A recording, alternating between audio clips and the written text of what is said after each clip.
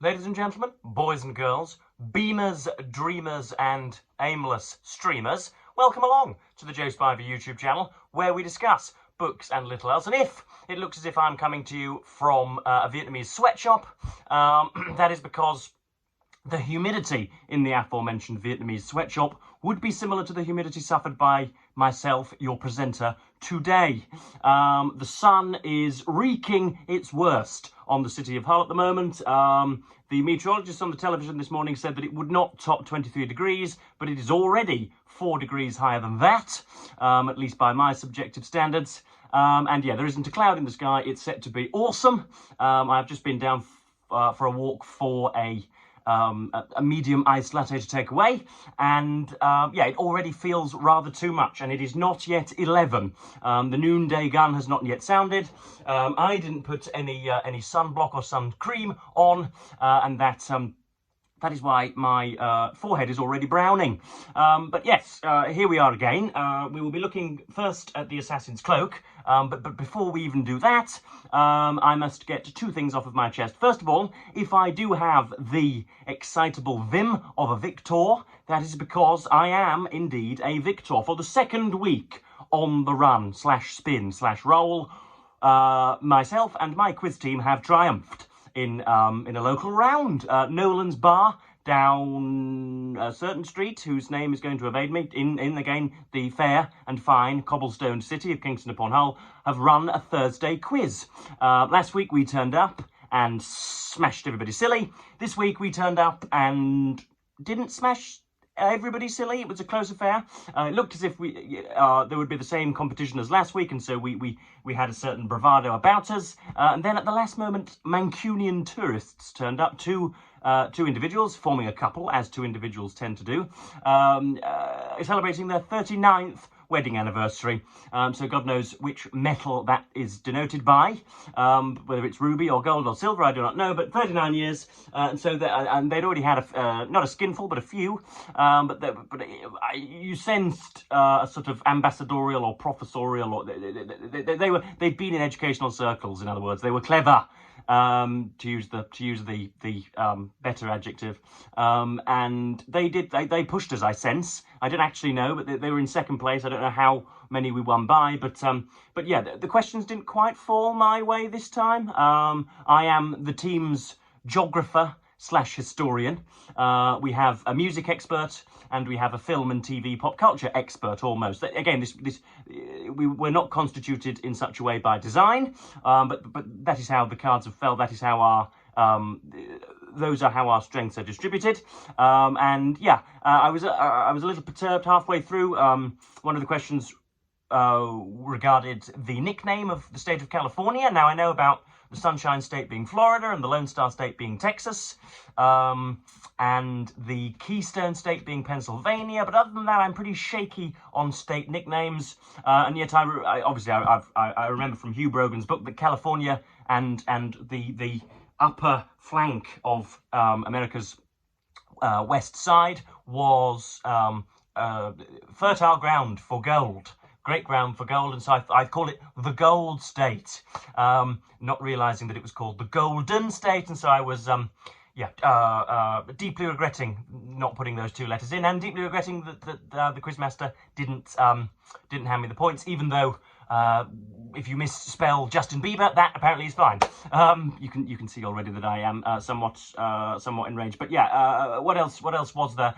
Again, another one that I was miffed at was naming by landmass Europe's second smallest country. One of my teammates offered Monte Carlo / Monaco, and I sort of brushed it aside, thinking that it was much bigger than we often suppose, geographers and non-geographers alike. And therefore I put San Marino, thinking, again, rather brashly, that I had got the correct answer. I knew, of course, that the smallest country in Europe, and indeed I think the world, is the Vatican City. Interestingly enough, that's also the site of the lowest age of consent. I will leave the connection for you guys to surmise. But yeah, apparently it is not San Marino. It is indeed Monte Carlo, Monaco, and so we got that one wrong too. But other than that, we sailed through and won another gallon of ale, which meant that I had a few beers, fewer than last week, and so I am fighting fit for you today. And just before we get more into the Assassin's Cloak, if you're still clinging to the white knuckle rapid water raft ride that is the Joe Spiver YouTube channel, there is quite the game going on this Friday evening. The big dance in Wigan at the Brick Community Stadium. It is the Robins versus the Pie Eaters, simply put, Wigan's Pie Eaters. They are second in the table. We are first of the table. We are currently 2 wins / 4 British points ahead, and obviously they can, by winning, reduce that gap to 1 win / 2 points this evening, or if the elastic should snap, we can extend the gap to 6 points with a victory away at the Brick Community Stadium. That would be nice. We go in, I think, slight favourites. Their star, their wizard, Bevan French, who really could score a try with his hands tied behind his back, is not playing. He's been out for a few weeks, but their star fullback Jay Field is on the return.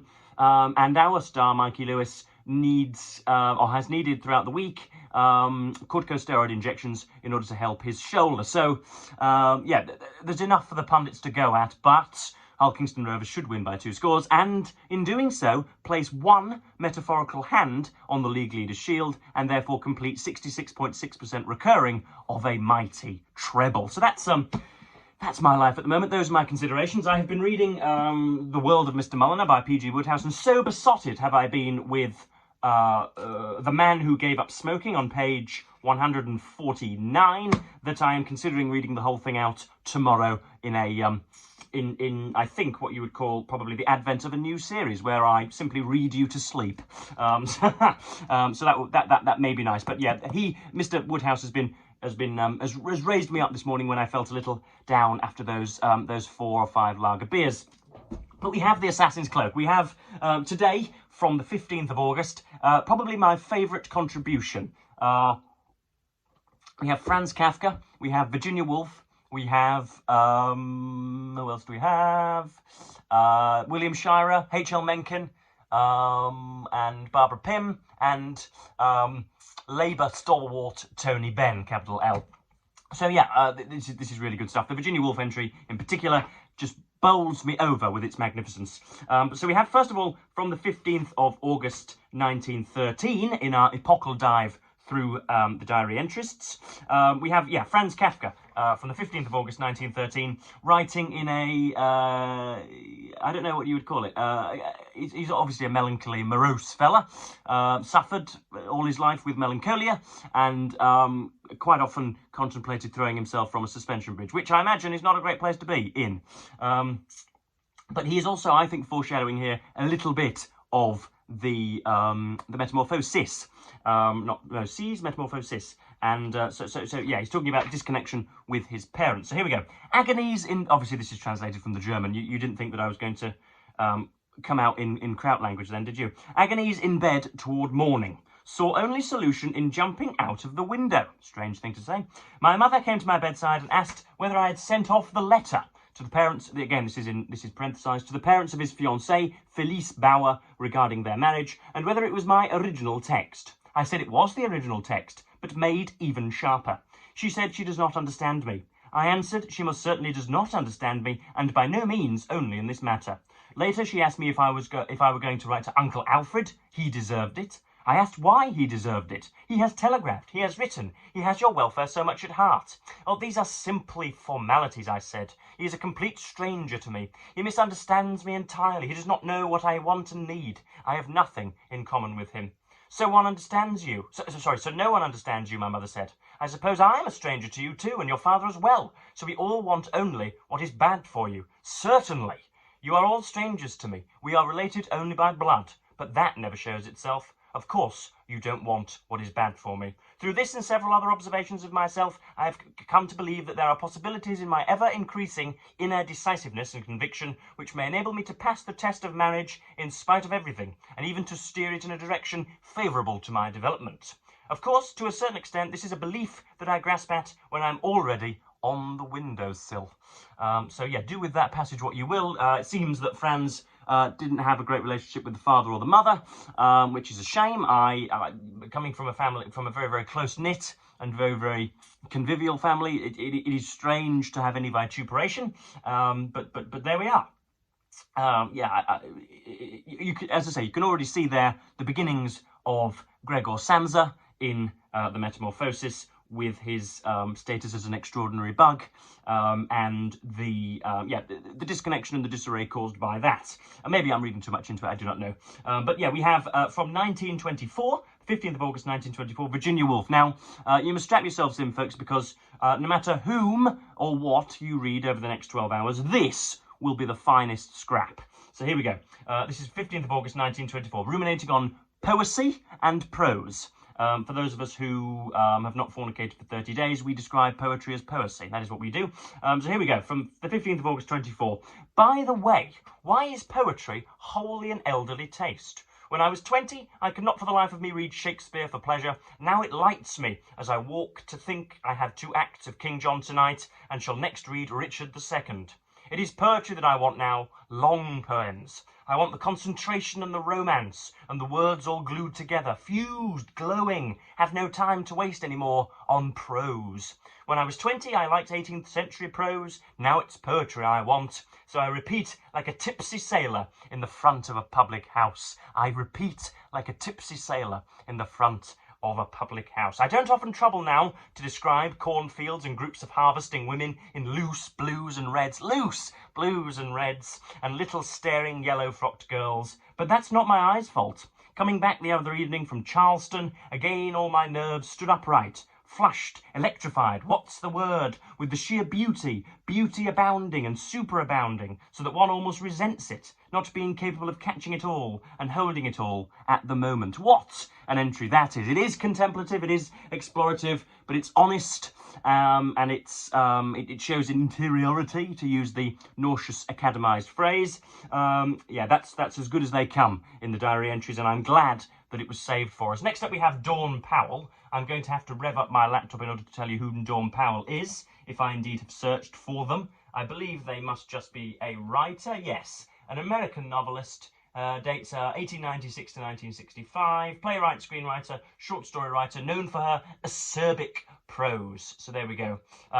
This is a short entry, but one that I think contains value. This is from the 15th of August 1932. The reason I write is because there is no one to talk to, and I might as well build up a completely private life.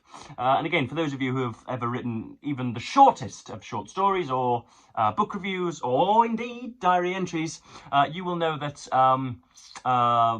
even though you may not have touched flesh on that day, you do not feel entirely alone if you are writing about bibulous professors or cantankerous workmen. If you can create characters and write about them and expand upon them, then a lonely man you shall never be, or woman, I suppose. Next up we have Lawrence Durrell. He has been coming to us from Corfu throughout this series of the Assassin's Cloak, when we've draped the cloak over our heads, and he is now talking about how shepherds often do not have wives, and how they replace those wives with sheepish alternatives. Theodore says that in the mountains, this is on Corfu again, Theodore says that in the mountains where shepherds must pasture their flocks half the year round, in the fastnesses far from any village, fastnesses far, that would be a great title for a novel, it is customary to have a ewe instead of a wife, E-W-E. Far from betraying any unusual sensitivity to a practice so well known, each shepherd has his own favourite ewe, which he tricks out with bells and tassels according to his fancy. This ewe is known as the favourite one.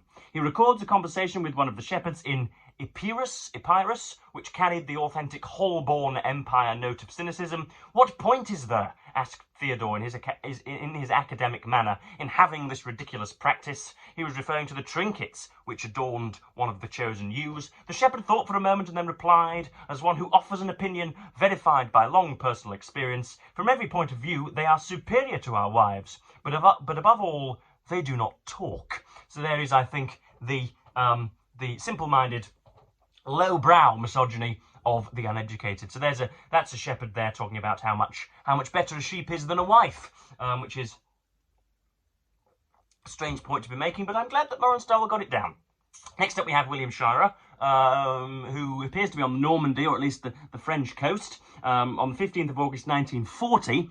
The thing I'll never forget about these coastal towns in Belgium and France is the way the Belgians and French pray every night for the British bombers to come over. Though often when their prayers are answered, it means their death, and often they cheer the bomb, which kills them. It is 3 a.m. now, and the German flak has been firing at top speed since 11:30 p.m. when we heard the first thud of a British bomb tonight down by the harbour. Fortunately, the British seem to be aiming accurately at the harbour, and nothing has fallen near enough to us here in the town to cause much worry.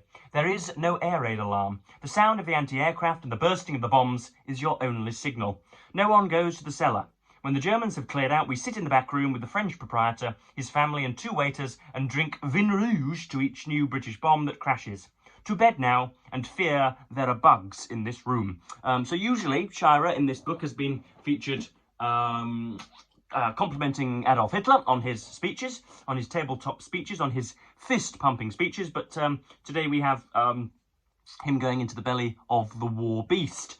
Next up we have from Barbara Pym on the 15th of August 1943. Again, to my eternal shame, I had to Google Barbara Pym. She was, her dates were from 1913 to 1980, and she was an English novelist. In the 50s, she published a series of social comedies, apparently. So here we go with Barbara Pym. In the evening, went into Queen's with Margaret to have a drink and listen to the band. Orchestra, I should say. It was nice in a way, but I couldn't help feeling sad. It would have been better if we'd have had some male company, of course. There was a full moon when we got out. I went doggedly to bed and read a novel by Stephen McKenna. On how many evenings, when one is older, does one just go doggedly to bed? Obviously the title of something. So there she's talking about how the elderly tend to file in under the duvet with more alacrity than do the young. Then in 1945 we have H.L. Mencken, who talks about the end of the war being announced and how really the euphoric crowds disgust him at a certain remove, and also how the numbers of those euphoric crowds are boosted and jumped up and artificially inflated for news value. When the end of the war was announced last night, I was in my office, working on my record of my magazine days. My first news of it came with the blowing of factory whistles and ringing of church bells. Even the nuns of the House of the Good Shepherd clanged their bell, though only briefly. This was at 7:05 p.m. The uproar went on intermittently for 2 hours, with morons dashing by in their automobiles, blowing their horns. At 8:50 I went to Baltimore and Gilmore Streets to mail letters. A few dozen of the neighbourhood Okies, lint heads and other such vermin were gathered there in ragged groups, but they were making no noise. At 9:10 the celebration in West Baltimore ceased abruptly, and after that there was only an occasional toot of an automobile horn.